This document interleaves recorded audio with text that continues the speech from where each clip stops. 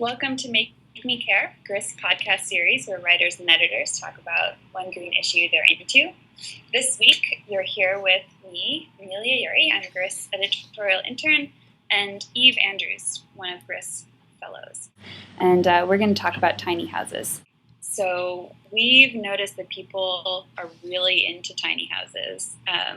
We've been writing some stuff. Eve's been on the beat, and recently we had a reader write in to say, love your recent stories on small houses. I teach architecture, and we have students working on a small dwelling, 500 square feet or less, every spring. This year, we were able to forward several links to Grist articles to help them better understand the benefits. Not only are you changing my life, but you are now in the consciousness of 48 future architects. So, wow, not bad. So, Eve, what's the deal with tiny houses for those of us who aren't aspiring architects? Well, I'm not an aspiring architect either, so I'm probably the best person to answer that question in a completely architecture-free context. Well, tiny houses are on the up and up.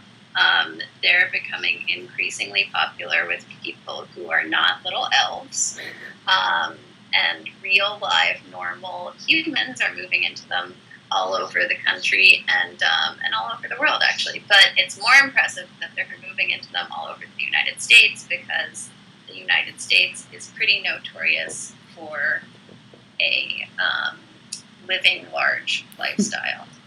This isn't to say at all that everybody's moving into tiny houses, but a lot of people, especially people who are thinking about environmental sustainability, who are thinking about conserving resources, who are thinking about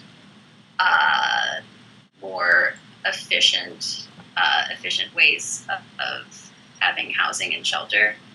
For those people, tiny houses is kind of an exciting possibility. And just, just to lay the framework here, what qualifies as a tiny house anyway? There was an article in the New York Times in the winter, I want to say in January or December maybe, that was making a big deal out of this family's downsizing to a tiny house. And as I recall, that tiny house was about 700 square feet, which is, I think, about the same size as the apartment I lived in Chicago, and that honestly did not feel very tiny to me, and I think would not feel very tiny to most people who have lived in urban apartments. But the people I've talked to have lived in tiny houses ranging anywhere from, I think the smallest is 120 square feet, which is very small, to maybe, I don't think I've talked to anybody with a tiny house bigger than 400 square feet. So your most recent article on tiny houses is about tiny houses in cities. Mm-hmm. And I just, they're adorable and they're all over the internet, but it occurs to me that there's not actually that much difference between a cramped city apartment that's slightly affordable and a tiny house that's twee and maybe even less affordable. So am I just being short-sighted? What's the difference between 100 square feet in a tiny house and 400 square feet of a tiny apartment? Well, it is kind of a complicated issue, because obviously if you have like a 20-story apartment building that is packed full of 120 square foot studio apartments, that's obviously the most efficient space-wise. But if you are talking about having just a better quality of life, where you have more access to like a little garden, a little bit of the outdoors, tiny houses are a better option. So they're kind of, I don't want to say a halfway point, but they're a compromise between the former option of skyscraper, like futuristic skyscrapers full of tiny micro studios and enormous McMansions on multiple acres of land. The argument for tiny houses being good options for adding density to cities in terms of housing is that you can add a tiny house to the backyard or the side yard of your standard size house and maybe rent that out to somebody. So you could rent that out to an individual or a couple, and you've already made your plot of land denser. You're giving housing to other people for it. It's more that it's creating further options for people to live, and it's adding supply to a housing market where you have limited land. But I'm not sure how to compare the cost of a hypothetical tiny house and a hypothetical studio apartment. So we started off saying that you're not an architecture student, but No. It seems like design has a lot to do with the appeal of the tiny house. So I figured we should circle back and at least nod at design. And you've pointed out that a lot of the people who are big proponents of tiny house communities have to kind of walk a fine line between new green living and a sort of living small that's been around for a lot longer than that, which would be the trailer park and the mobile home. And some people are trying to avoid that comparison with design, but is that comparison valid? That's definitely a cause of some rift in the tiny house movement, I think, because there are people who are saying that there really is no fundamental difference between a tiny house and a mobile home. And there are people who say that, yes, there is a huge difference, and it's in the design aspect. So mobile homes are largely mass-produced. They're cheaply produced, which is why they're so cheap. And tiny houses, on the other hand, are relative to their size actually not that cheap to build. And if you're hiring a designer or an architect to build your tiny house, that's obviously even more expensive.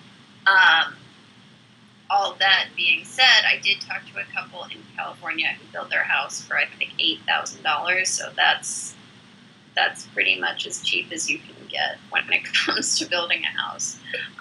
But tiny houses are also designed, by and large, to be very resource efficient. And they can also be designed to be built out of, say, repurposed wood or something. There are tiny houses built out of old shipping containers. So some would argue that kind of focusing on the repurposing of things that would otherwise be discarded is a huge element of tiny houses, and really differentiates them from mobile homes. Some people would say that the efficiency of tiny houses in terms of how well insulated they are really different. But some people would say, hey, it's a tiny little thing on wheels that you drive around and then plunk down somewhere where you want to live. So by definition, that sounds like a mobile home to me. Well, I guess I just wonder if tiny houses are this great option for cities and a great option for people who are looking to downsize or simplify or whatever, why aren't they everywhere yet? Like, what's the big hurdle that's still keeping the tiny houses down? I think the biggest thing is that when it comes to changing any kind of legislation, that just takes a long time. And also, tiny houses, while they are definitely a lot more well-known and recognized than they were, say, 10 years ago or even 5 years ago, a lot of people are still not really aware of them. So I talked to a land use attorney in Atlanta, in Georgia, and she said that people who are interested in building tiny houses, her recommendation to them was that they would go and make their case to local zoning boards and explain why they thought tiny houses could be a positive addition to the community. And that could be kind of the first step for a larger urban tiny house revolution, if you will. So it's on its way. It's a bigger movement than just an internet novelty. But the real question I have is, Eve, would you live in a tiny house? I think I would give it a shot. I mean, why not? I don't have any kids. I don't have a ton of stuff. I've always been really into Polly Pockets and small things. So I don't know. I don't think that me in a tiny house would be the worst fit. Also, I've really kind of got to practice what I'm preaching here, I guess. So do you have any big takeaway from this tiny house investigation? I'd say that I've learned that tiny houses offer an affordable option for somebody who doesn't want to saddle themselves with a $300,000 mortgage to own their own house. And I think that's very appealing for a lot of people our age, for example. A lot of people coming out of the recession, people who are maybe even kind of tangentially thinking about making their lifestyles a little more environmentally sustainable. And even though they are more expensive in terms of cost per square foot, since you're dealing with so few square feet, they're cheaper overall than a normal house. Or I shouldn't say normal. I'm sorry. Conventionally sized house. So, yeah, I'd say that a lot of people who aren't crazy, a lot of people who are really normal are looking at tiny houses as really viable options just because owning a conventionally sized house has become a kind of financially unsustainable option for a lot of young people. And a lot of people who are downsizing, a lot of older people whose children have moved away. So yeah, tiny houses aren't for freaks. That's my conclusion. So there is no normal and there are no freaks. It's all about what works for you. Yes, exactly. And I think that's a beautiful message. Yeah. There's a lot we can all learn from tiny houses. It's true. It's very true. We can all take a page out of the tiny house dwellers' respective books. Oh, there's an idea. Are you going to write that book next?